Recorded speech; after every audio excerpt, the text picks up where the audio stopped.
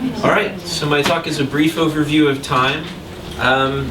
So there's several aspects to that. I'm going to start with the nature of time, then I'll move on to a short history of a long time, and then I'm going to talk about culminating evolutionary deity, aka destiny, or the future.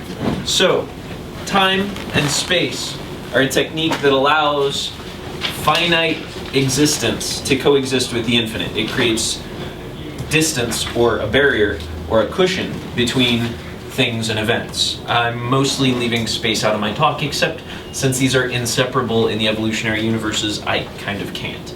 But I will as much as I can. So, space is measured by time, while time depends on motion, usually in space, but not necessarily as I'm about to get to.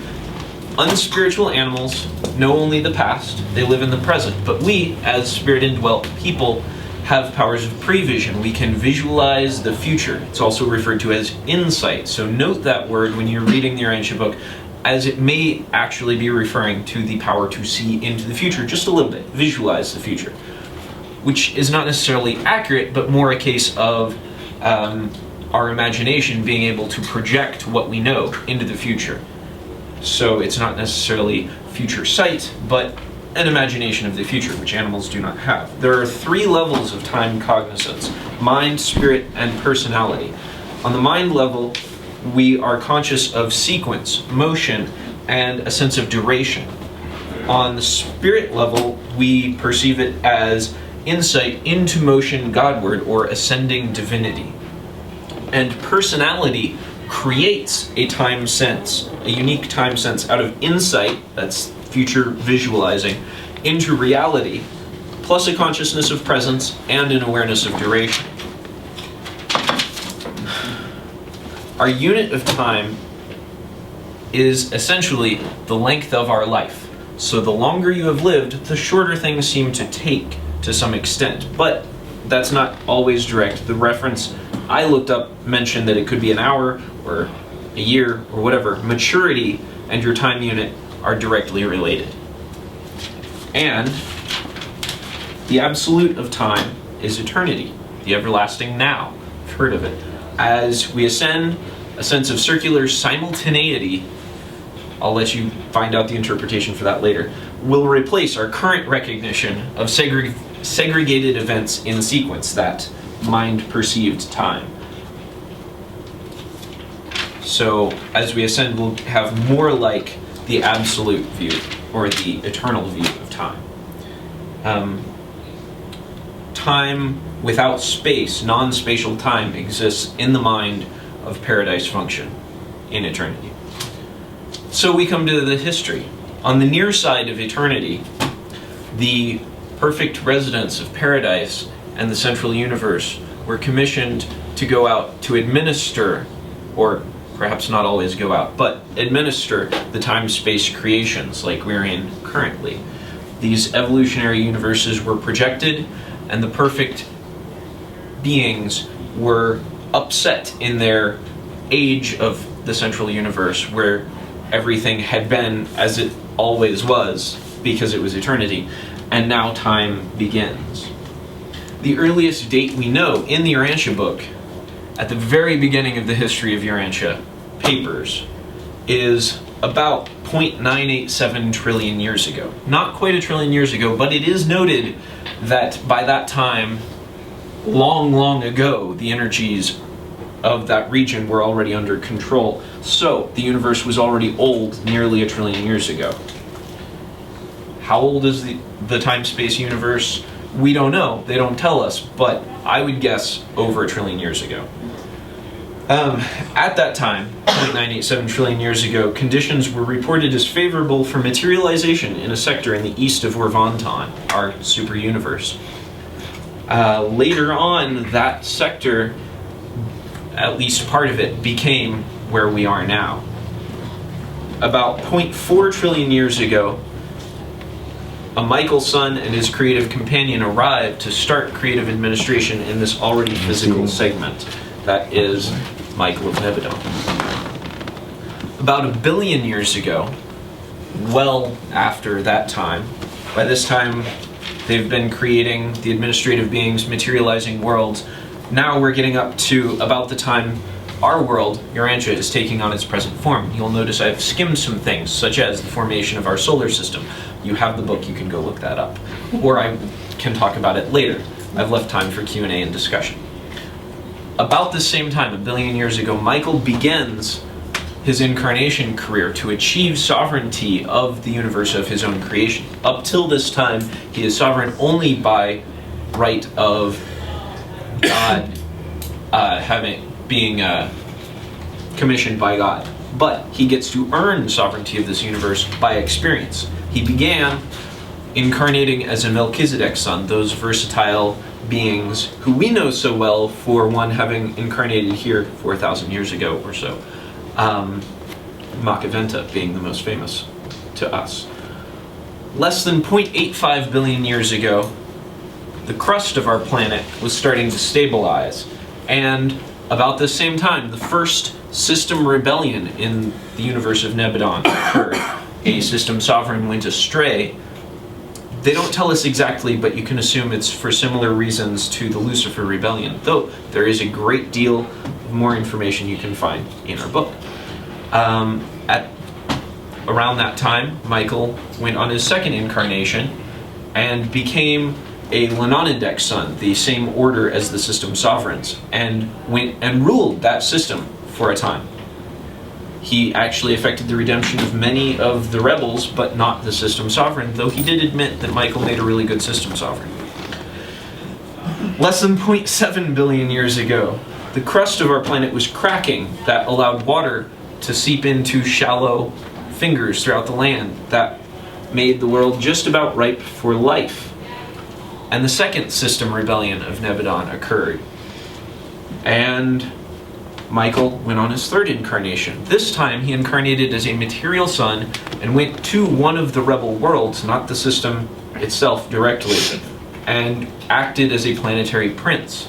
And in that case, he actually effected the redemption of the apostate planetary prince. So, that prince has been restored to universe service.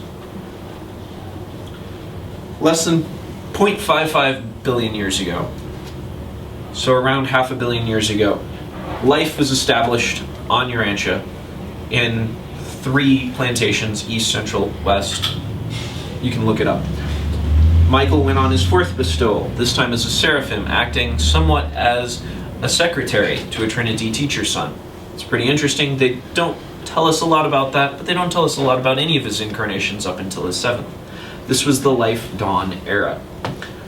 Up about 0.4 billion years ago, we have the marine life era. Life was well established throughout the waters of the world, but land life was still pretty much non-existent. About 0.3 billion years ago, we have the end of the trilobite age on our world. They had been dominant in the seas for a long time. Now they were fading. And Michael went on his 5th bestowal. This time he went to the capital of our super universe as an ascended pilgrim, much like we will eventually get to be. About 150 million years ago, marine life on our world crashed. Land life got its real first big start, and Michael incarnated as an ascendant mortal, a Urantia being, midway between material and spiritual. His previous incarnation, he had been a full-on spirit, like we would be after we fuse. So that brings us up in about 150 million year steps to the dawn of humanity, 1 million years ago. We're pretty young. That's when Andon and Fonta appear. The Andonite race basically dominated our planet for 500,000 years. They're pretty unusual. No other planet in our universe ever had anything like it. 500,000 years ago, the colored races appear. That's the normal appearance of humanity on a world. And our planetary prince arrived, normally appearing when humanity first appears on a world. They came to train culture on our planet, and things were progressing pretty well for about 300 million years until 200 million years ago, the Lucifer Rebellion, the third, and worst ever system rebellion in Nebadon occurred. We've all heard a little bit about it, more or less. Even people who haven't read the Urantia book, they have heard the name. Our planet is one of 37 that went into default, and our world was left little better off than if the planetary prince had never come. I'm skimming over some events, but 2,000 years ago, Michael incarnated for the 7th and final time as Jesus of Nazareth. Here's a timeline. You can look at that later. And of course, we have the whole story, more or less, in the Urantia book, of how his life went and what he did. He achieved the sovereignty of his universe. He set finality to the rebellions, all of them, at that point, because he had achieved sovereignty. And at the closing of his bestowal, he bestowed his spirit on all of us. About 100 years ago, the adjudication of Gabriel versus Lucifer finally began its adjudication in the courts of our super universe. And at this time, they began setting up temporary administrations on the isolated planets, such as ours. You will also note about 100 years ago is when the Urantia revelation began to come through. So we have the most recent revelation of truth comes about the same time as a new administration on our world. Also of note at that time, up until that time, Satan had still been, Lucifer's second, had still been allowed to go to the isolated planets.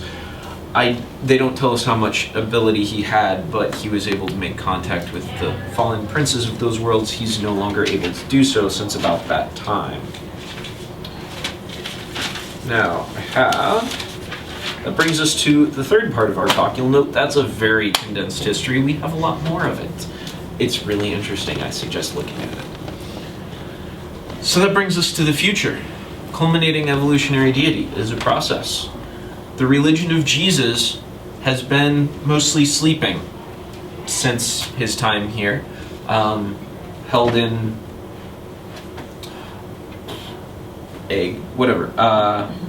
it's been hibernating mostly in Christianity, but a little bit elsewhere.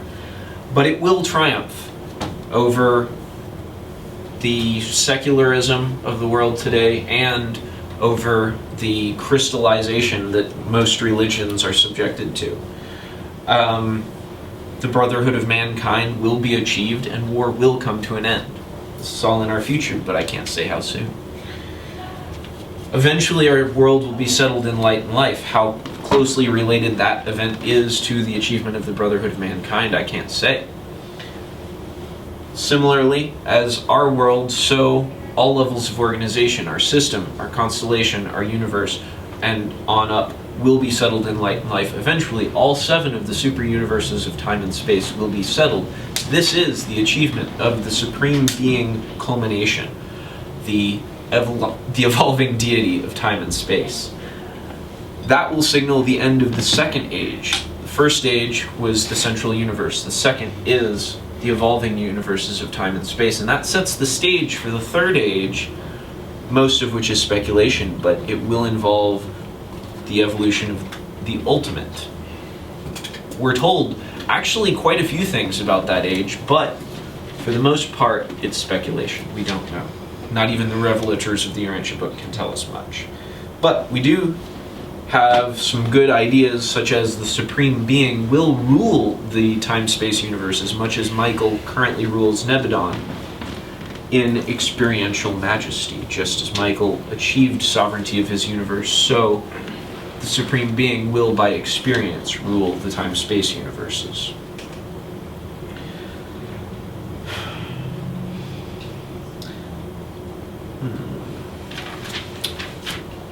And that is about all I have here. No, one more. Similarly to the way that Michael achieved sovereignty of his universe and the Supreme achieved sovereignty of time and space, so each of us achieves sovereignty of ourselves by experience. That technique of time allows us to grow and mature and become real, majestic, well-rounded personalities. And we get to partake in the evolution of the universe and, eventually, the building up of that age of the ultimate in the universes of outer space. now I open the floor to questions and discussion. I hope someone